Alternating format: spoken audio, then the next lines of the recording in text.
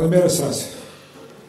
Minister Apostolakis, General Christodoulou, Minister Bolaris, General Blumis. It's a great honor for me to be here at the Air Force Academy for another Air Power Conference. I also want to express my great appreciation to the newly named commander of the U.S. Air Forces in Europe and Africa, General Harigian, for joining us today so soon after assuming office. I want to start by congratulating General Christodoulou, General Blumis, and the Hellenic Air Force for developing the Air Power Conference into such an important venue for military and civilian leaders, along with industry partners, to exchange knowledge and identify strategies to advance our shared interests and enhance our collective operational capability and readiness. I know this conference is General Christodoulou's baby, and I'm very grateful that you've had me back as a speaker. The topic I've been asked to address today, how we can use air power to maintain peace and stability, is both important and extremely relevant to Greece's role here on NATO's southern flank. That was true in 1947, when the U.S. committed to Greece's success through the Marshall Plan, and it remains true today as Greece emerges from the economic crisis and contends with the multiple intersecting strategic challenges in this region. Now, if you'll indulge me for just a minute, I'd like to share some personal thoughts. And I should say, one of the reasons I enjoy speaking to military audiences like this is that you always test me with your straight shooting. The fact is, militaries tend to operate with a black and white, shoot, no shoot frankness, whereas us diplomats work in shades of gray. But that changes as you get up to more senior levels of decision making, where our jobs tend to converge. And I, as a diplomat, and you, as military leaders, share a common goal to ensure peace and security for our citizens. And if there is one lesson that I have learned about operating at the senior level, it's the importance of having a clear strategy, understanding our nation's goals, and then ensuring that the actions we take further those goals, always asking the question, what are we trying to do? For the United States, the foundational documents for answering this question are our national security strategy, our national defense strategy, and our national intelligence strategy. Issued in January 2019, the National Intelligence Strategy is especially interesting, as it charts how we must prepare to meet 21st century challenges and to recognize emerging threats and opportunities. The report is highly relevant to Greece and the challenging and dynamic neighborhood you occupy. It makes the point that traditional adversaries will continue attempts to gain and assert influence, taking advantage of changing conditions in the international environment, including the weakening of the post-World War II international order and dominance of Western democratic ideals, increasingly isolationist tendencies in the West, and shifts in the global economy. It also notes Russian efforts to increase its influence and authority are likely to continue and may conflict with U.S. goals and priorities in multiple regions. It notes that no longer a solely U.S. domain, the democratization of space poses significant challenges for the United States. Adversaries are increasing their presence in this domain, with plans to reach or exceed parity in some areas. For example, Russia and China will continue to pursue a full range of anti-satellite weapons as a means to reduce U.S. military effectiveness and overall security. And finally, increasing migration and urbanization of populations are further straining the capacities of governments around the world and are likely to result in further fracturing of societies, potentially creating breeding grounds for radicalization. Pressure points include growing influxes of migrants, refugees, and internally displaced persons fleeing conflict zones, areas of intense economic or other resource scarcity, and areas threatened by climate changes.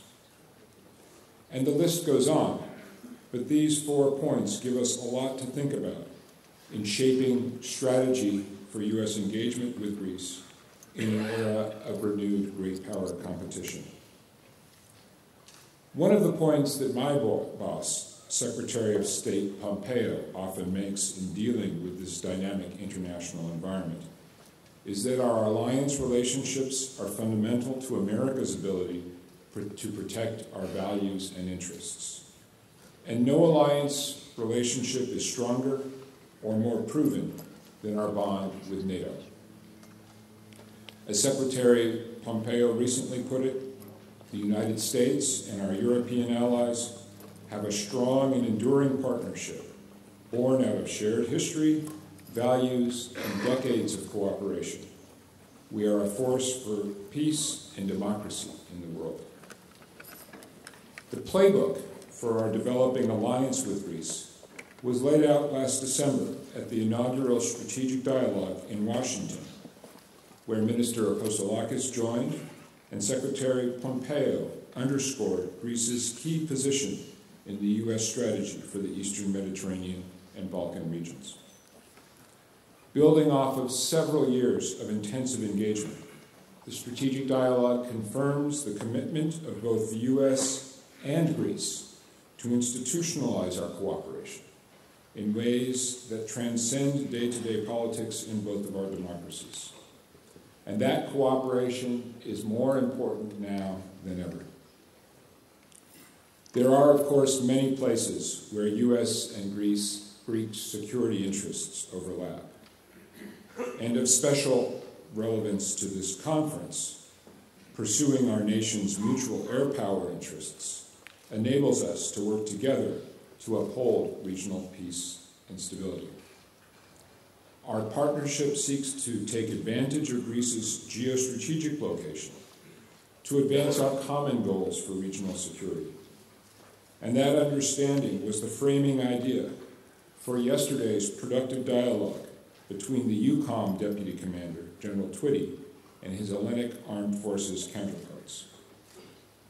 Building on that dialogue, and deferring to General Harigian, who's the real authority, and will speak a bit later, I'd like to highlight today 4 broad areas of mutual U.S. and Greek interest in the air power domain. The first is to enable and support a persistent intelligence, surveillance, and reconnaissance capability. Second, to increase access to modern and realistic training environments where our air forces are challenged with advanced anti-access and aerial denial threat presentations. Training against realistic threats in a realistic environment is of paramount importance to the readiness of NATO's air forces and their ability to overcome emergent challenges that limit access to the region. Third, we want to pursue temporary but persistent rotational deployments of U.S. air power assets to Greece to support unit-level, bilateral, and multilateral training opportunities. Exercises like Stolen Cerebus, a combat search and rescue-focused exercise currently underway, and last month's Iniojos exercise, testify to how peacetime air power activities promote regional stability and build relationships through joint training.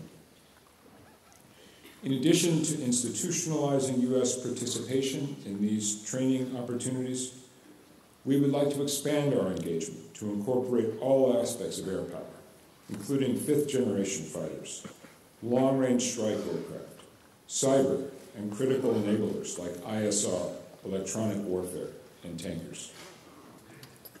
Fourth, increased cooperation involving the expanded deployment, basing, and staging of U.S. strategic in-flight refueling aircraft is also of great mutual benefit. U.S. crews in Greece can train in realistic environments from forward-deployed locations with outstanding flying weather, while our Hellenic Air Force partners gain experience in air-to-air refueling and other perishable skills, thus maintaining currency. These areas of mutual interest give you a sense of our joint strategy to enable dynamic regional engagement and contribute to the peace and stability of an increasingly challenging region. Following from these high-level air power interests, the U.S. and Greece are making progress on 3 specific objectives, which I expect will be front and center when Minister Apostolakis is welcomed at the Pentagon next month. The first objective is to modernize the existing U.S.-Greece defense arrangement.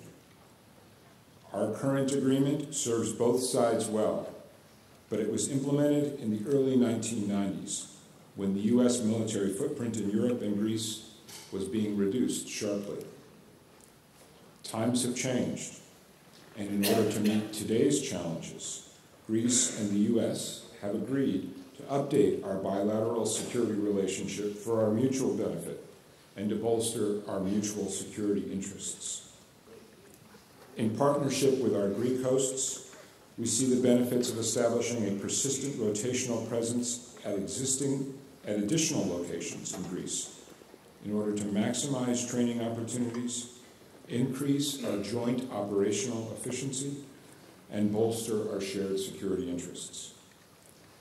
In this regard, I want to stress how grateful we are for the support that the Greek government provides at Naval Support Activity Souda Bay. This indispensable facility, the flagship of our cooperation, has embodied our close ties and shared goals in the face of common security challenges for more than 50 years. With Russia's invasion of Crimea, the war in Syria, and the emergence of new threats like uncontrolled migration and foreign fighters fleeing the collapse of the ISIS caliphate, Souda is busier than ever, supporting the multiple U.S. combatant commands that operate in, above, and transit through the Mediterranean. NSA Souda Bay is also an important platform for cooperation on regional, bilateral, and multilateral exercises that keep our militaries prepared and interoperable in peacetime. In the past, contingency operations have strained Souda's capacity and forced Greece and the U.S. to develop ad hoc basing solutions. Now, with the resounding success of the MQ-9 deployment at Larissa Air Base, the U.S. and Greece are considering additional U.S. air power rotational deployments. Modernizing our defense agreement will facilitate future U.S. investment in dual-use infrastructure, which will strengthen Greece's security and increase Greece's capabilities while providing our air forces the capacity they need to respond rapidly to dynamic regional imperatives. I want to underline here that updating our defense agreement will be a sovereign decision of 2 democratic governments. Our second bilateral objective is to underwrite peace and stability in the region by increasing bilateral training and exercise opportunities. The U.S. currently participates in bilateral CSAR deployments like Stolen Service, fighter training deployments like Iniojos, and tanker training deployments at Souda Bay.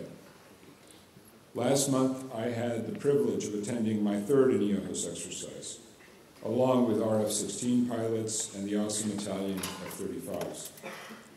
And I can report that our pilots were deeply impressed by their Hellenic Air Force counterparts and by the quality training opportunities that the exercise provided with Greek, NATO, and other partner nations. I know this is General Christodoulou's other baby, and I want to congratulate him, General Bloomis, and the Hellenic Air Force for building such an impressive event.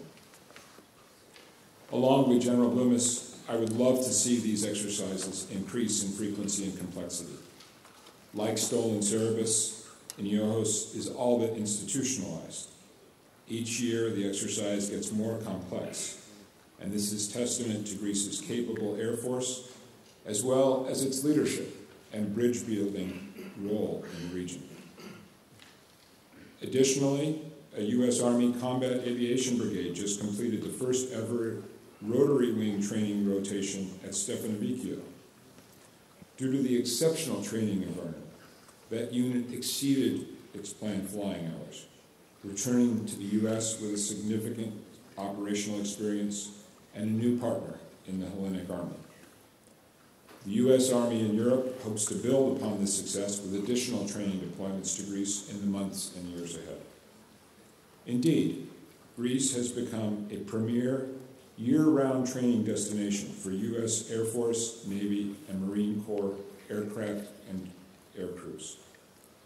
In future collaborations, I hope that our forces will develop ready-made contingency training plans and create opportunities for even more complex tanker, CSAR, fighter, and bomber bilateral training.